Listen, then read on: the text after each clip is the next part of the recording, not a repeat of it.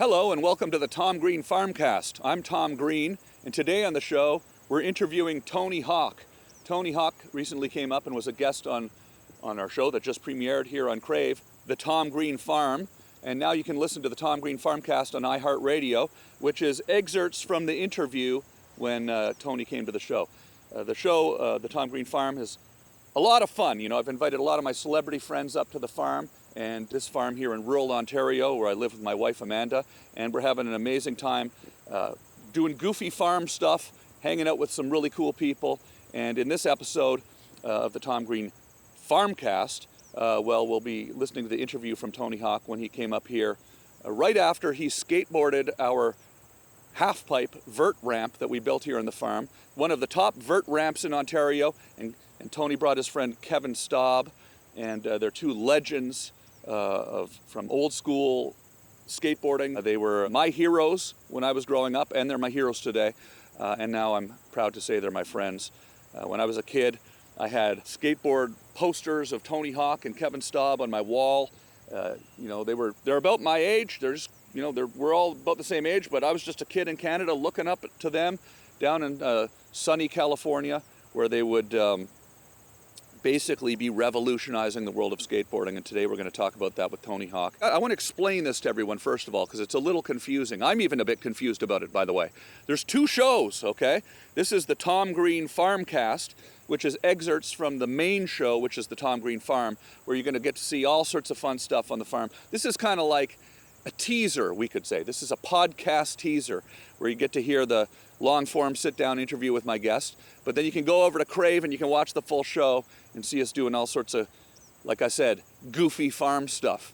It's really a lot of fun. I'm so excited about this new series. So welcome to the Tom Green Farm cast, and enjoy the show. Thank you.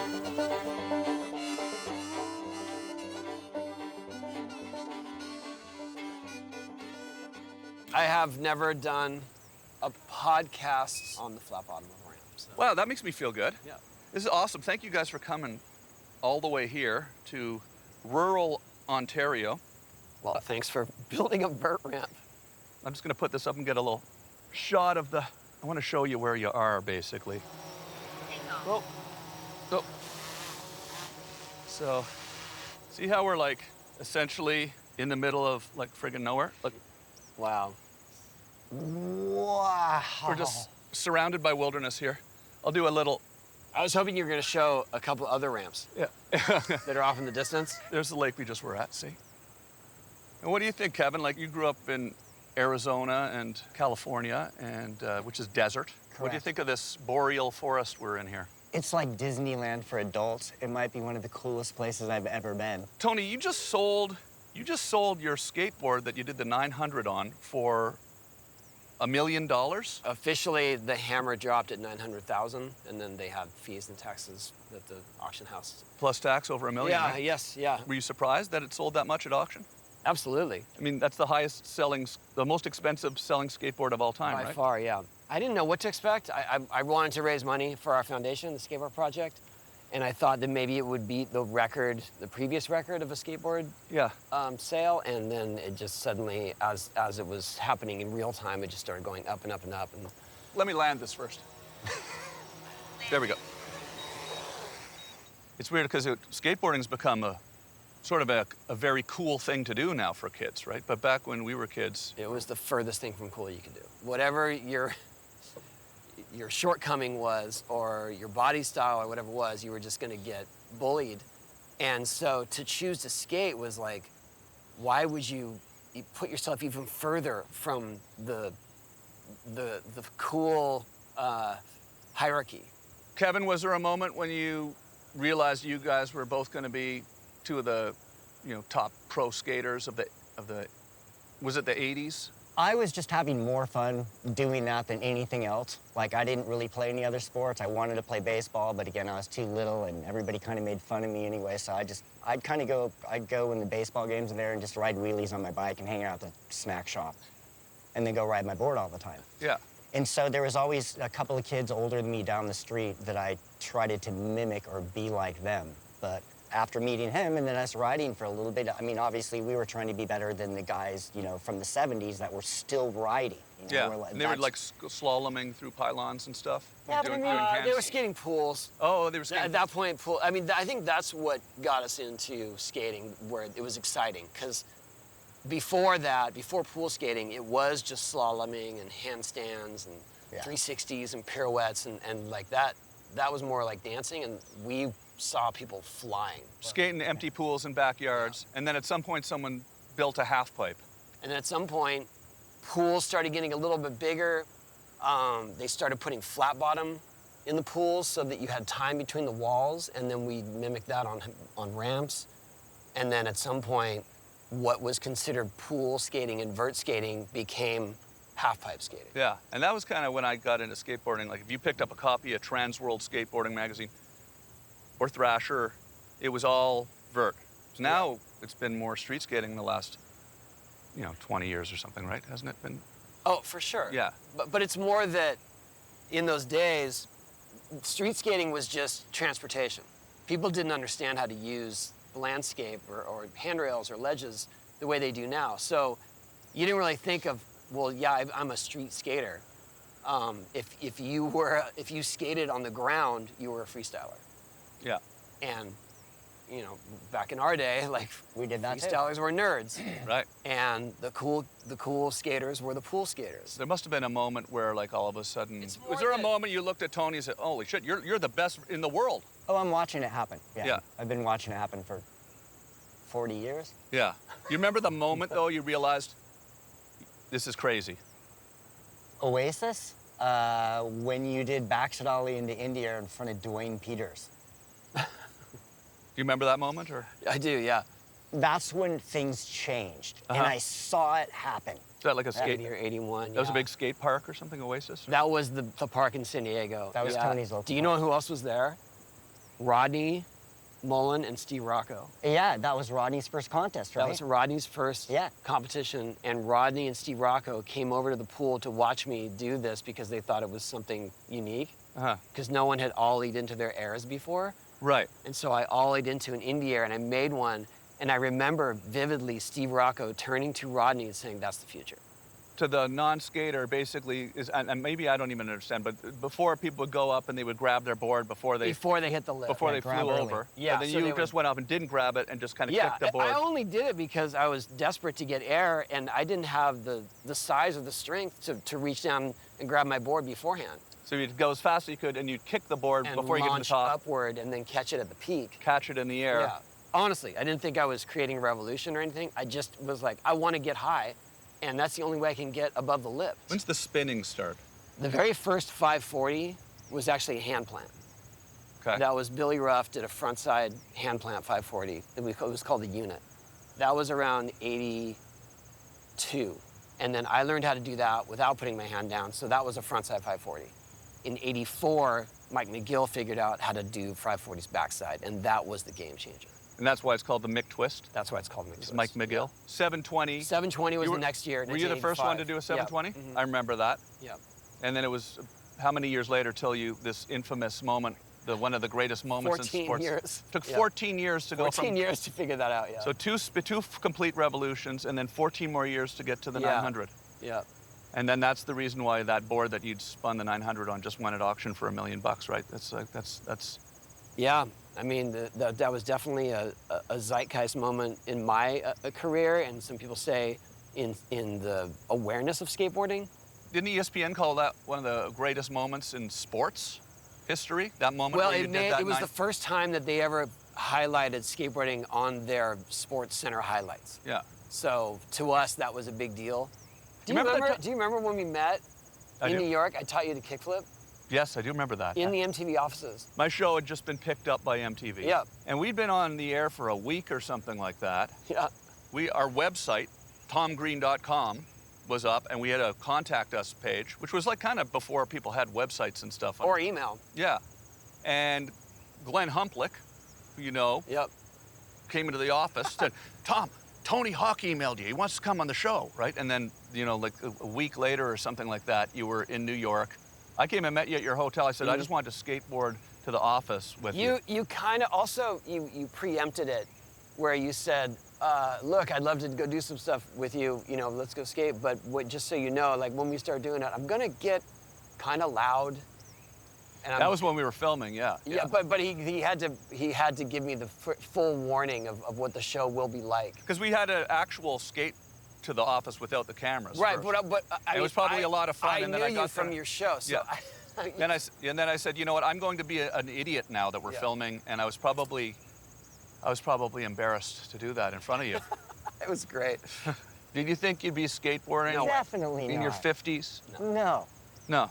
When we were young, once people got in their 20s, they quit. Yeah, the generation above us, most of them just disappeared. Yeah, yeah. I'll never forget, Thrasher magazine printed a photo of Mark Lake doing an invert, and it was like, Mark Lake, 30 and still ripping. And I remember looking at it like, whoa. Yeah. I wonder if I'll still be skating when I'm 30. Yeah, yeah, yeah. And now Here we are. Yeah. Almost double that. Yeah. When did skateboarding become a huge business? What year? Like, it was always a big business, but then there was a moment where it became much more mainstream. I would say early 2000s. Yeah. Skating has always been cyclical. So it had a boom in the 70s when we started. Had a boom in the 80s when you started. Yeah, I was saying earlier, when I saw Back to the Future, Yeah. and I saw Michael J. Fox riding to school on his skateboard and sliding on the tail, you know, and then picking, I wanted to do that. Yeah, there's a whole generation of skaters that started because of that. There was sort of a perfect storm of X Games started getting popular. Like I said, our video game created a fan base for skating that didn't necessarily skate, but was interested in it. And then all of a sudden, it was just sort of, it was just front and center. I'm thankful to see it come of age. I'm thankful to see that kids readily choose to skate like they do other sports now. Yeah. And it's not something that their parents are discouraging necessarily. I mean, maybe they discourage it because of safety factors, but they're not discouraging because those kids are punks and they're, you know, they're no good or they've got no motivation. It's like, yeah, that's all we heard as kids. but also just losers and slackers. And it was like, do you know the amount of dedication and pain and perseverance it takes to learn one skate trick? Yeah. Slacker is the opposite of that mindset. And then the Olympics now, it's in the Olympics. Yep. But not vert ramp in Olympics. Not vert, no. And why? And that seems like there should be half-pipe skating in the Olympics. I agree. Because it seems like it would be more televisable, you know? Yeah, absolutely, like yes. It would photograph well. Yes. Preach. Right? Are you making some sort of... I have been the most ardent advocate of adding vert to the Olympics to the point where I am a nuisance to the IOC. When they were heading towards possible inclusion, there weren't a lot of vert ramps around, and there definitely weren't enough internationally to make enough organizations in different countries that could include vert. They chose skate park as a discipline because that was the most accessible. You've been to Africa? Yeah. And brought skateboards to Africa? I have. Ethiopia, yeah. Yeah. I mean, that's just sort of as far away from, you know, the San Diego boardwalk, you know. I took kids for rides in Sierra Leone, too. Yeah. Yeah. And there's a skate park in Uganda where these guys are ripping. That must be kind of mind-blowing, because you're seeing them doing tricks that you and your friends invented. Yeah. And now you're in Uganda. It's amazing. We're in the best position just because we get to see it. We get to see it unfold, we get to see it expand, and the interest growing, but we still can participate. If we were young now, it would be so much harder to reach the levels we did just because it's everywhere. Mm-hmm. And people have natural talent, they're immediately good at it, and it was a very small community when we started. And they have great places to skate, which we and the facilities for sure. Like everywhere that we skated was terrible. But it's easier to do something if somebody's already done it. Exactly. Yes. Like if somebody can go on YouTube and watch you do a 900, and they can sort of study every little position your body's in and every little nuance of it, right? You know, that 14 years that it took for you to figure out how to do that. Well, besides the fact that they have actual training facilities for it now, where you can do it into a foam pit. Right. You can land on a soft ramp. We didn't have those resources. Okay, well we're in the hot sun. It's hot. There's sun in Canada. It's hot in Canada. It's beautiful. Probably a couple of months there's going to be snow here. snow on the I ramp? expect you to be so hardcore with your skating that you shovel it off and you put on gloves and you get on this ramp. That could happen. I could also drop in on a snowboard on this ramp in a couple of That's what I was just thinking. Drop off there and just cruise down the hill, right? That could happen for sure. That'd be awesome. Awesome, man. All right. Amazing. Cool. Well, thanks a lot for watching and listening to this episode of the Tom Green Farmcast. It's been a lot of fun. I want to remind you that you can watch the full television show streaming on Crave. It's called The Tom Green Farm. I was really excited to have my friend Tony Hawk here on this first premiere episode of the Tom Green Farmcast, doing stuff all around the farm. You get to see them kind of experience a rural Ontario farm for the first time. Go down to the lake and we travel all over the property and we have fun with the chickens, and we get to meet my mule Fanny and our horses Alora and Aria and the donkey Kia. It's a lot of fun. Please check it out on Crave. It's going to be a great time. And of course, the Tom Green Farm streaming on Crave. See you next week, I guess. This is streaming, so I don't think there is a next week. I think you can just go watch the next episode right now, actually. Unless you're listening on iHeartRadio. I don't know. I don't know what's going on, actually. But it'll be fun. I mean, we'll just use this anyway. It's okay. It's like, it's just casual. Thanks. This is the Tom Green Farm. It's not the Green Tom Farm. This is my favorite farm because it is my farm. Welcome to the Tom Green Farm. My name is Tom Green. Oh. Here I am in my house out here in rural Ontario, Canada. Wow. A house that was built in 1857. How cool is this? Where we'll be doing a talk show, trying to get Tony Danza. Your dad can't hear you. I heard you. Who's the boss? I Get him can't up hear here. you, but I can't remember either. We're trying to get Tony Danza up here. Not in a television studio, but on a farm. There's bears here, yeah. Do you know in the gay community a bear is a thing? I did know that, Of course you do. We're building a ramp for Tony Hawk. If you build it, we might come. Interviewing celebrities. That was just one of the most memorable nights of my life. That is intense. They look alien. You had a freaky career. Freaky? I'm just falling in love again and again and again today. Parle français pour 2 minutes. Serais capable de le faire? Oh my God. Allô, toute la gang. It's my friend Dead Mouse. We've lived off of the land so long as that land was able to sustain us. There's something very peaceful and magical about the first snowfall. Driving along the road in the rolling hills, I'm like, I wish I could just run in those fields, but you never really do. Gets the blood going, huh? Did you go on Conan dressed as a horse? Centaur. Come over here for fun and you get your hand bitten off, right? This is the great joy of my adult life, is getting into horses. Wow. And I'm excited about all the people that we're going to present to you. I know the legacy of Bare Naked Ladies. I know what it means to other people. Did I intimidate you with my skills? Yeah. I'm a seasoned professional. You've been making television a long time. Darth Vader's wiener. Mr. Tom Green, how are you? I've only been scared on one set. Cheers. This is the Tom Green Farm.